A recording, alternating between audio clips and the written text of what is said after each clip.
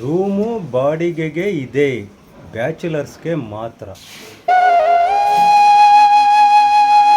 Sir sir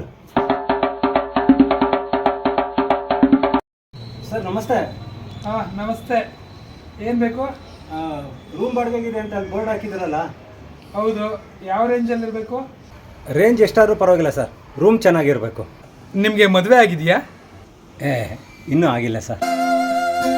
ಕವಿತೆ ಕವಿತೆ ನೀ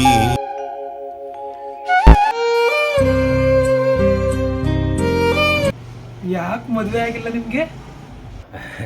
ಅಂದರೆ ಲವ್ ಮಾಡಿ ಮದುವೆ ಆಗೋಣ ಅಂತ ಸರ್. ಮದುವೆ ಆದಮೇಲೆ ಲವ್ ಮಾಡ್ಬೋದಲ್ವಾ?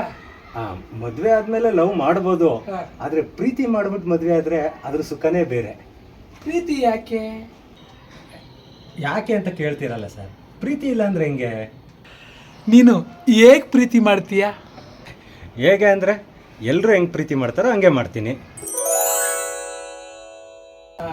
ಅಂದಾಗೆ ನಿಮಗೆ ಅನುಭವ ಇದೆಯಾ? ಇಲ್ಲ ಸರ್. ಯಾಕಿಲ್ಲ? ಸರ್ ನೀವೇನು ಹೊಟ್ಟೆಗೆ ಅನ್ನ ತಿಂತೀರೋ ಪ್ರಶ್ನೆಗಳು ತಿಂತೀರೋ ಸರ್? ಪ್ರಶ್ನೆಗಳು ಕೇಳಿ ಕೇಳಿ ಕೇಳಿ ನಾನು ಸಾಯಿಸ್ತಾ ಇದ್ದೀರಲ್ಲ. ನೀವು ಬೇಡ, ನಿಮ್ಮ ರೂಮು ಬೇಡ. ಎಲ್ಲೋಗ್ತೀಯಾ?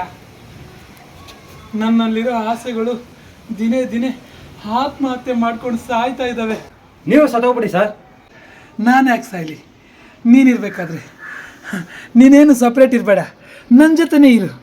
ಎಲ್ಲ ಖರ್ಚು ನಂದೇ, ಎಲ್ಲ ನಾನೇ ನೋಡ್ಕೋತೀನಿ. ನೀನು ಮಾತ್ರ ನನ್ನ ಜೊತೆನೇ ಇರಬೇಕು. ಈ ಕೇಸು ಆ ಕೇಸು. ನಾನು ಇನ್ನು ಸ್ವಲ್ಪ ಹೊತ್ತು ಇಲ್ಲೇ ಇದ್ದರೆ ಸೂಟ್ ಕೇಸು.